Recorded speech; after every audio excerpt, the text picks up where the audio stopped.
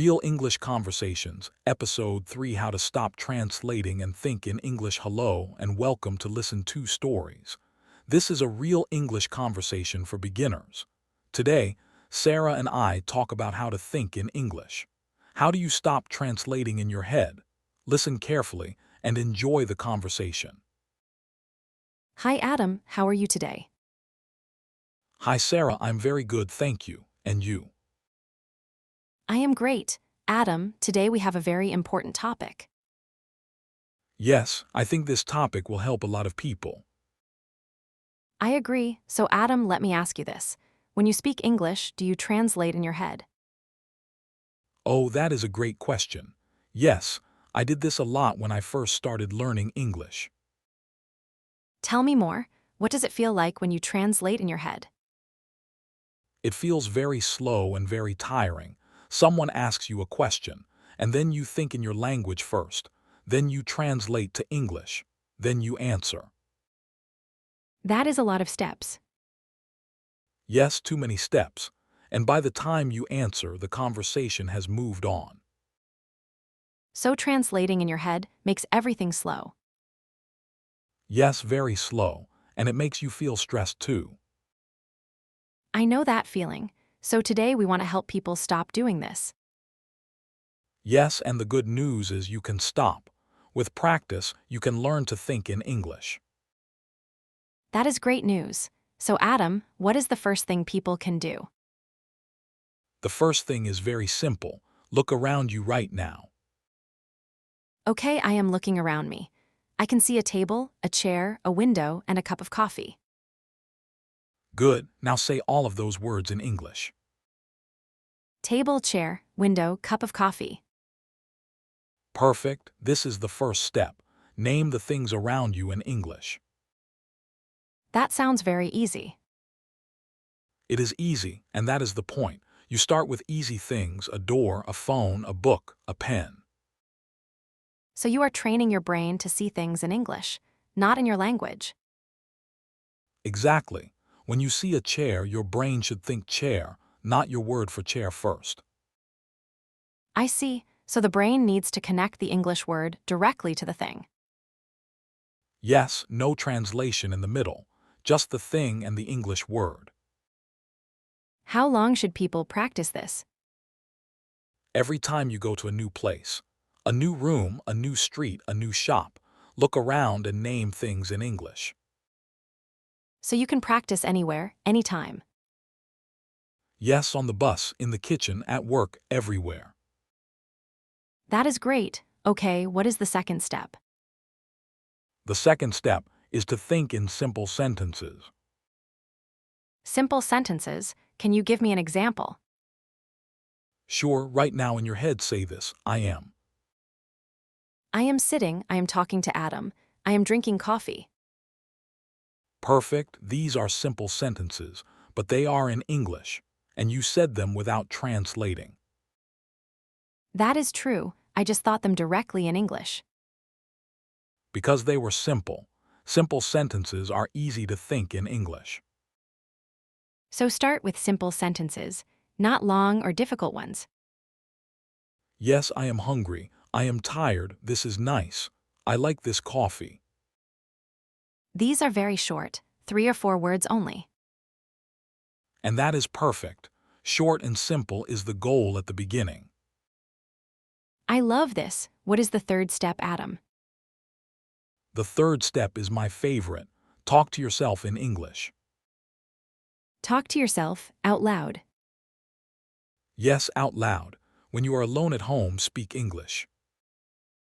Tell me more. What do you say? You talk about what you are doing. You are in the kitchen. You say, I am making breakfast. I have 2 eggs. I am going to fry them. The pan is hot. So you narrate your life in English.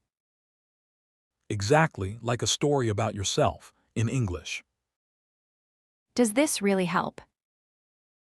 Yes, very much, because you are practicing speaking without any pressure. Nobody is listening. Nobody is judging you.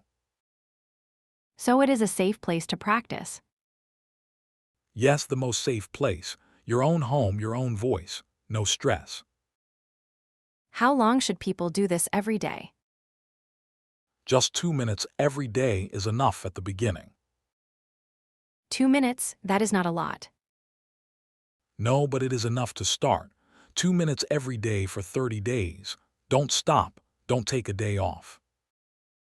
30 days of 2 minutes every day. Yes, after 30 days you will feel the difference. I promise. That is a wonderful challenge. 2 minutes a day for 30 days. And if one day you have 5 minutes, use 5 minutes. More is always better. But even 2 minutes is good. Even 2 minutes is great, because you are doing it every day. And every day your brain gets a little better. Consistency is more important than time. Exactly. Every day is better than one big practice once a week. Okay, what is step 4? Step 4 is very practical. Change one thing in your daily life to English. One thing's like what? For example, change your phone to English. My phone, that is a big change. It feels big, but it is not really. After 1 or 2 days, you will be used to it. What else can people change? Write your to-do list in English or your shopping list. Write milk, bread, eggs, tomatoes. That is very easy. Anyone can do that. Yes, or change your calendar to English. Monday, Tuesday, Wednesday, January, February, March. These are words most people already know. Yes, so it is not difficult.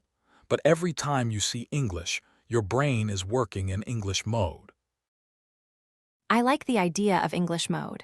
Your brain switches to a different mode. Yes, like a switch, translation mode or English mode. We want English mode. And how do we switch to English mode? By surrounding yourself with English. Your phone, your lists, your calendar, small things every day. It all adds up. Yes, one small thing every day. After 1 month, you will be surprised. Okay, Adam, what is step 5? Step 5 is about the morning. Every morning before you get out of bed, take 2 minutes. 2 minutes in bed. Yes, before you get up, think about your day in English. So I say, today I will go to work. I will have lunch at 1 o'clock. I will call my friend in the evening. Perfect, you are planning your day in English, in your head, before you even get up. So the first thoughts of your day are in English. Yes, and this is very powerful, because your brain starts the day in English mode. And then it is easier to stay in English mode all day. Exactly, how you start your day is very important. I will try this tomorrow morning. Good, just 2 minutes, before you get up, think about your day in English. That sounds easy. What is the last step, Adam? The last step is for the evening. Every night before you sleep, think about your day in English. Review my day in English. Yes, say to yourself, today I woke up at 7 o'clock, I had breakfast, I went to work, I had a meeting, I had lunch with Sarah. So you are telling yourself a story about your day, in English. Yes, and this is perfect practice, because you know everything that happened.